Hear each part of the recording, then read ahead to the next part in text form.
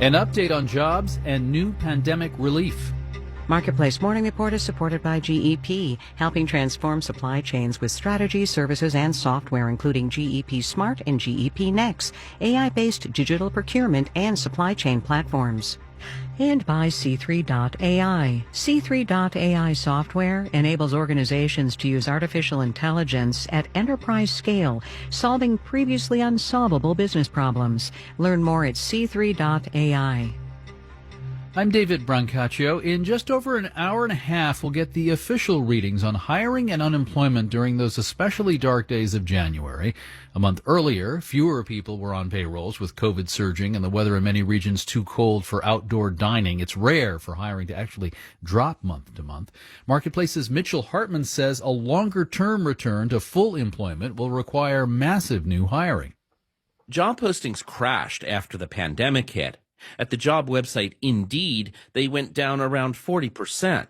As the economy's reopened, the number of jobs on offer has crept back up, and postings are now at the same level as a year ago. Now, that does not mean we have fully reached a recovered labor market. Far from it. That's Anne-Elizabeth Kunkel, an economist at the Indeed Hiring Lab. We want to see job postings remain at an elevated level compared to their pre-pandemic baseline so that we can pull back all those people that don't have jobs right now, pull them back into the labor market. Recovery in the job market so far has been wildly uneven, says Kunkel. Demand for workers is very strong in sectors that have been juiced by the work and shop from home boom. We see loading and stocking, which you can think of primarily as warehousing. That is up 30%. Some other sectors that are up are construction as well as pharmacy. Some of that is likely driven by the vaccine push. On the other hand, job postings for bars and restaurants and hotels and travel are still down by double digits. For hiring to pick up, consumer demand needs to bounce back, says Dave Gilbertson at payroll processor UKG. We're still seeing businesses about 10 to 15% less busy now than they were a year ago. And that's translated to a continual struggle to reaccelerate hiring. And Gilbertson says jobs lost in the pandemic can't come back if the employers aren't around anymore. We know that about 1 in 6 small businesses that were in operation before the pandemic have now closed their doors and probably are not coming back again. That's a massive, massive impact to Main Street. But none of this means it's a great hiring market for employers, says Amy Glazer at staffing firm Adecco. She says many are still finding it hard to land the talent they need. A lot of the reasons folks may be turning down a job opportunity deal with employees' health and well-being and or that of those they live with. And we're seeing childcare on the rise as a continuing job refusal reason. The best hope for a thaw in hiring, these experts say, is more vaccination and warmer weather to allow dining and other high-contact activities to resume. I'm Mitchell Hartman for Marketplace. Note a source in that piece from UKG. Disclosure, that firm's one of Marketplace's underwriters. Before dawn this morning, the Senate approved a blueprint that could lead to adoption of President Biden's $1.9 trillion pandemic relief plan. Vice President Kamala Harris was the tie-breaking vote. Republicans think that level of spending is overkill. The Congressional Budget Office is forecasting that without new stimulus, employment won't return to pre-pandemic levels until 2024. Dow and S&P futures this morning up 0.5% each. The NASDAQ future is up 0.3%. All those computers and work-from-home gadgets many have been buying have led to a shortage of computer chips, crimping the style of the car industry. Marketplace's Nova Safo is here with details.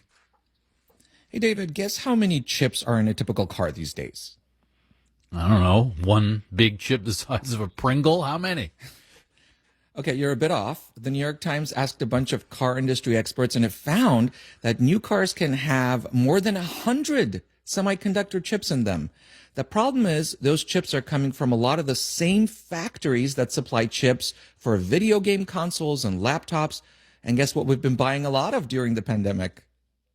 Laptops and video game consoles. Exactly. And this somehow puts the squeeze on automotive?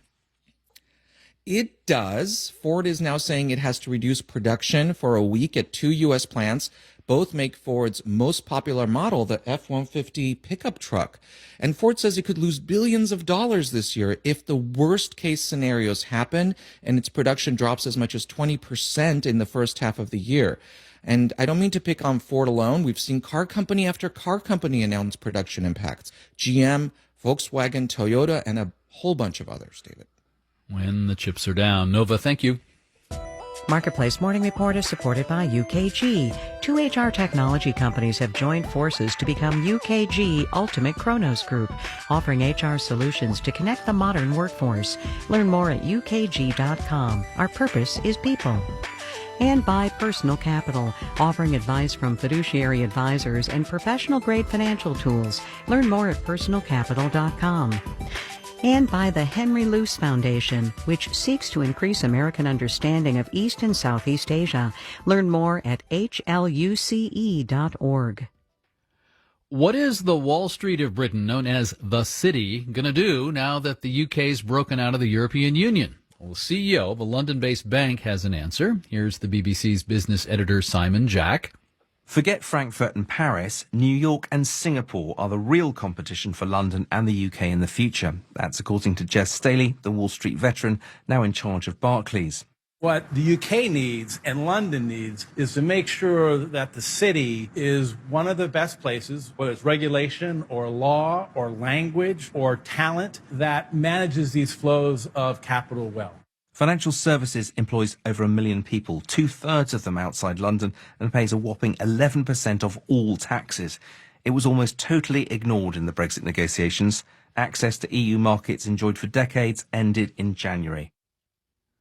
They call it the City because many financial firms over there were traditionally located in a 1 square mile of central London that is administratively distinct from the huge London metropolis. Now that we've cleared that up, our executive producer is Nicole Childers, our digital producer is Alex Schroeder, our engineers are Brian Allison and Jay Siebold. I'm David Brancaccio. This is the Marketplace Morning Report.